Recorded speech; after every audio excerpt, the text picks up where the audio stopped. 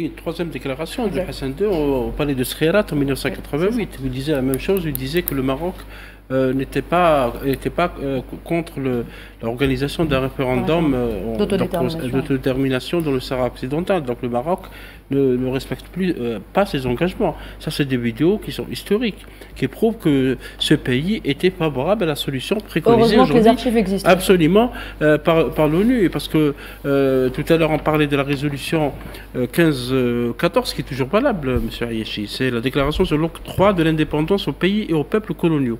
Elle date du 14 décembre 1960. À l'époque, il y avait la vague des indépendances, notamment dans les pays africains. Je rappelle une phrase de cette déclaration qui dit tous les peuples ont le droit de libre détermination. En vertu de ce droit, ils déterminent librement leur statut politique et poursuivent librement leur développement économique, social et culturel. On parlait tout à l'heure de l'échec du droit international. Déjà, je pars dans le sens de M. Ayachi. Ce n'est pas l'échec du droit international, parce que le droit international est toujours là. C'est plutôt un défi au système onusien.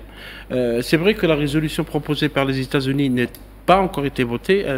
Peut-être qu'elle va être votée ou pas, on ne sait pas. Alors la mouture n'est pas encore finalisée. Ouais, absolument, elle n'est pas finalisée, donc on ne sait pas. On attendra la fin du mois pour le savoir. Mais il reste que cette résolution, et je suis d'accord avec les amis ici au plateau, est une violation très claire du droit international, parce que la question du Sahara occidental est considérée comme une question de décolonisation suivie par la commission 4 de l'ONU.